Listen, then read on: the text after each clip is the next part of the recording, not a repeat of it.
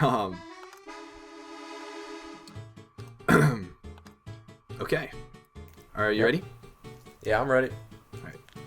What is up, heroes? This is Midnight Zero, and welcome back to the TGFA for the final game of the regular season. I, of course, am joined by the other coach of this team. Yo, it's Max, and I'm glad to be back. Yeah, it's good to be back. And this week we are going up against the BC Blazikens, coached by Noah and Solo. Did you notice how I got all that information correct? I didn't forget any bit of that this time. Yeah, he's been researching a lot.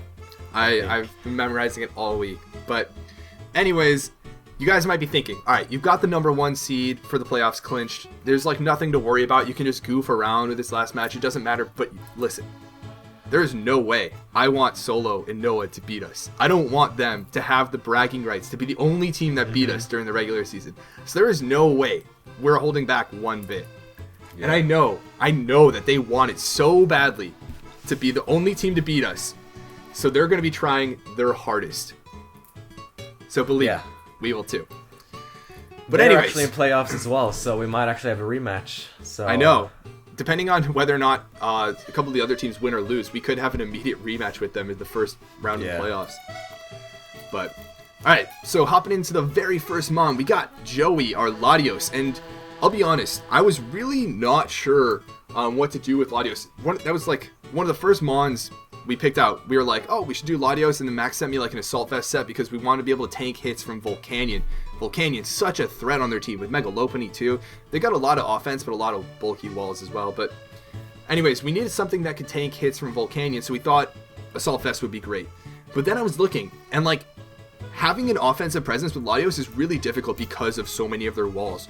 Even if we run like Earthquake, HP Fire, Surf, Thunderbolt, Draco Meteor, all these moves, they can only do like so much to a lot of his team. And so I was thinking, well, you know what, maybe like to a lot of these walls, a lot of these natural switch-ins to Latios, it would just be much better to toxic them, and that would be much better in the long run than hitting them with the Draco and then being forced to switch out and taking Life Orb damage or something like that. And instead, we ended up with this bulky Latios where we have like almost max SPDEF, max HP.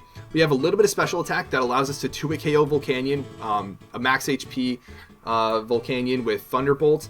We have enough speed to outspeed max speed Volcanion because we don't really need much of the speed. And then, yeah, a lot of SPDEF so that we're not 2-hit KO'd by an HP Ice from Choice Specs Modest Volcanion. And yeah, we've got Recover because I feel like Recovery was so helpful for like giving Latios that pivot functionality.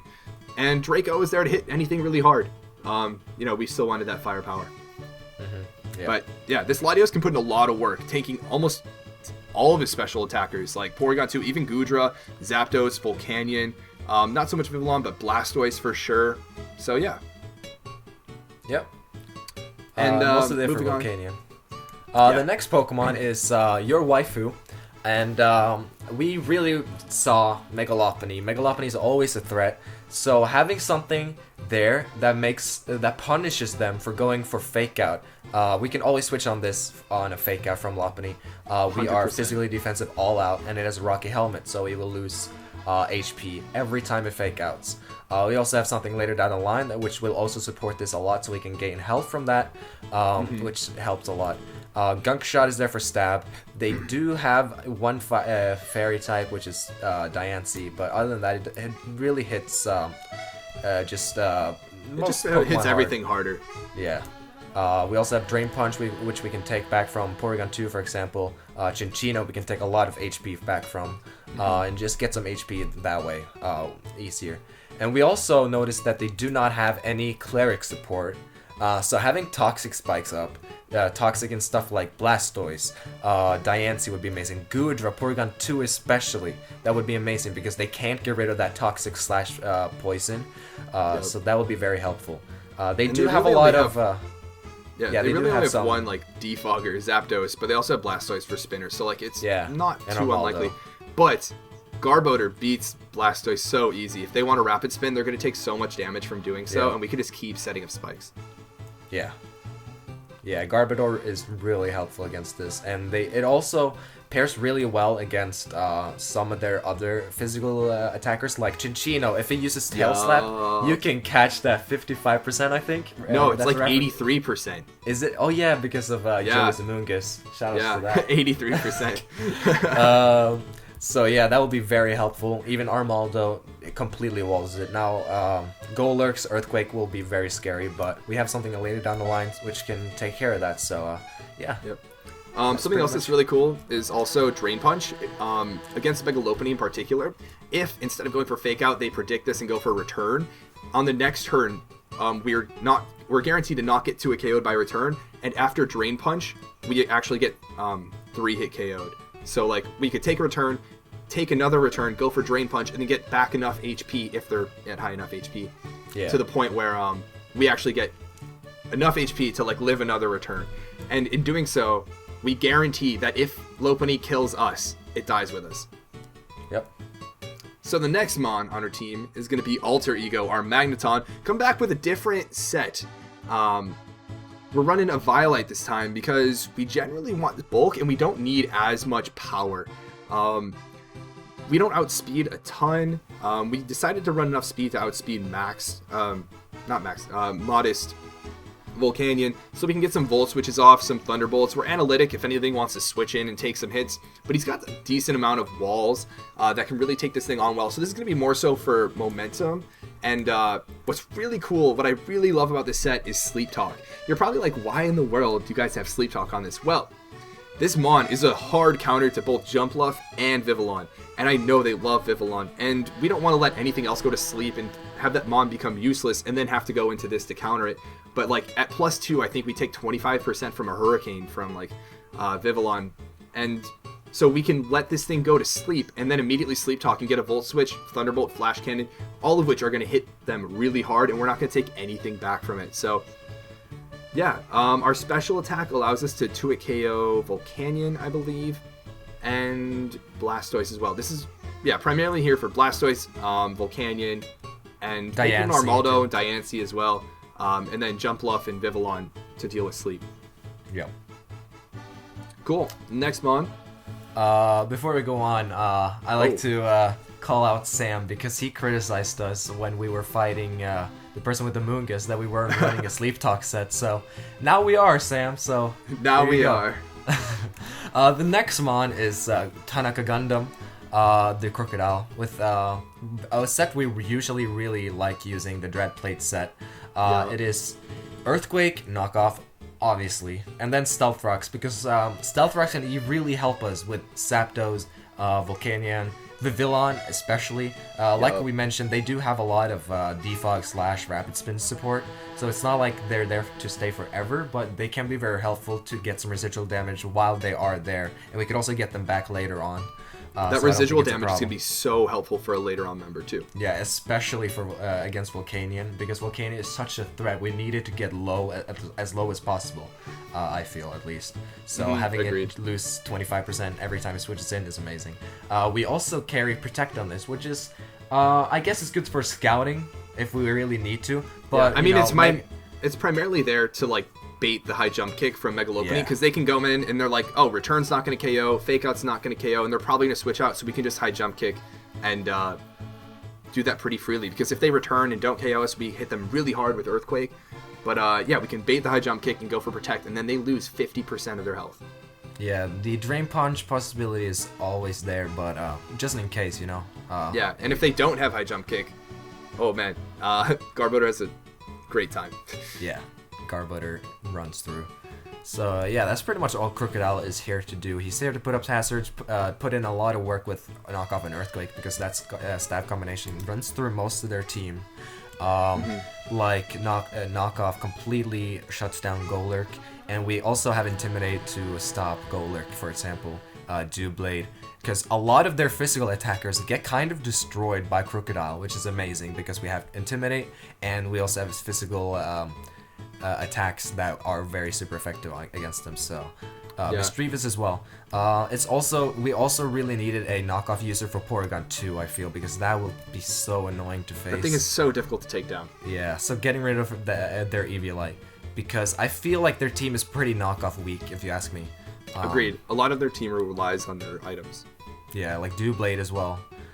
So, yeah, Crocodile will have a good time, I feel. Yep. Attack EVs are to knock out Volcanion 100% of the time after rocks, assuming it doesn't have, or if it's max HP, but if it has more defense investment, obviously not. And speed is there to outspeed max speed Volcanion, and the rest goes in HP because bulk. Knockoff into EQ KO's Doublade, which is nice. And yeah, the next Mon. Yeah. The next Mon on our team. Bring in the heat. We got Infernape. Man, this Infernape is just all offense. Like, the speed, it outspeeds everything relevant. I believe it outspeeds, not Chinchino. The only things it doesn't outspeed are Megalopony and Chinchino. That's a better way to put it. And Jump Bluff. But otherwise, it hits everything hard. And did you notice that Megalopony and Chinchino, the only two things that outspeed it are weak to fighting type? Yeah. So that's why we're running Mach Punch. Life Orb for so much damage. I believe Mach Punch does like 65 to 75 to Lopunny, and it OHKOs Chinchino. We're running Iron Fist so that Mach Punch gets boosted. We're also running Close Combat because that OHKOs Porygon 2 after rocks. It 2-hit KOs Volcanion. It 2-hit KOs Diancie. It 2-hit KOs Blastoise after rocks. It 2-hit KOs Goodra after rocks. It 2-hit KOs Malamar. It 2-hit KOs Armaldo. It does so much work. And we're running Fire Punch because the only thing that Flare Blitz would be necessary for is Zapdos because it does like 50 to 65% depending on the set. But otherwise, Fire Punch 2-hit KOs everything that Flare Blitz wouldn't OHKO. And Fire Punch also OHKOs Vivillon, of course. But like, yeah, Infernape can put in some serious work if things just get like a little bit of chip damage. Yep.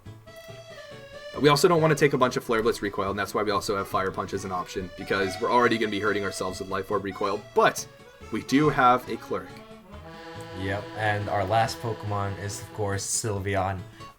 Because we both thought that Goodra right now, we don't have a very good switch in. Like, Magneton can switch in on a Draco, but like, we can't do anything back to Goodra. And it also can learn Fire Blast and stuff like that, so I don't think Magneton is really a quote-unquote check at all. So Sylveon is here to really, really counter Goodra, most of all, because I think Goodra is kind of horrifying because of its really varied move pool. We are running a Cleric. Stats. Yeah, stats too. It's like a pseudo-legendary, so, you know, it's really scary.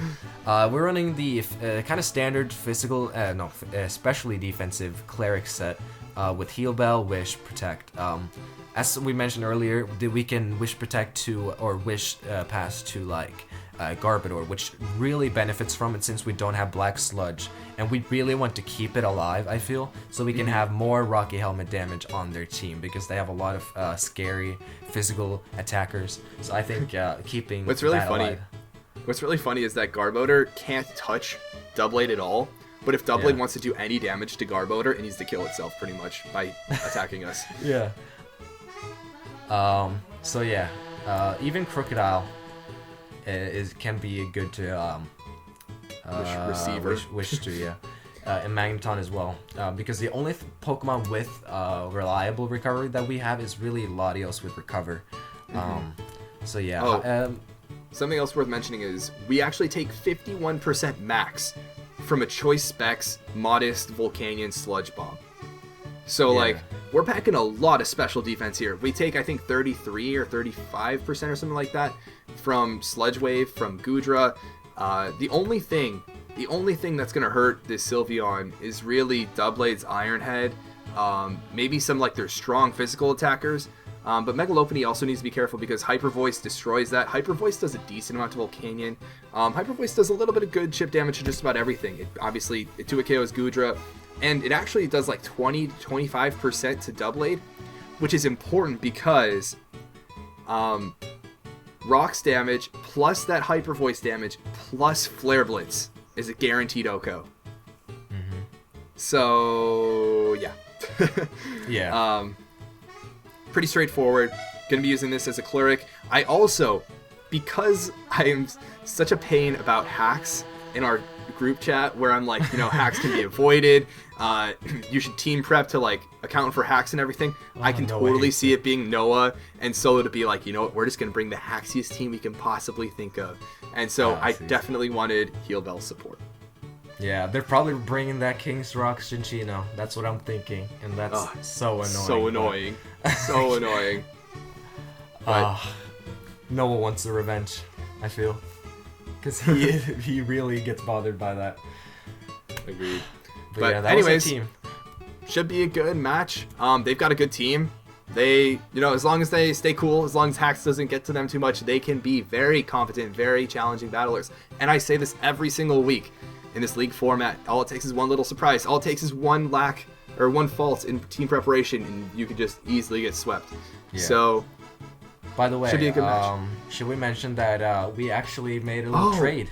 Yes, we should mention that. We actually made a trade, and we'll reveal the thought process behind this trade later on. But we ended up trading our... What did we trade? Ursaring? Ursaring, yeah. Yeah, we ended up trading Monokuma for our Tangela, aka Hagakure. Yes. Which is really cool, and you're probably like, wait, why would you trade for another PU Pokemon? Believe me, we have our reasons.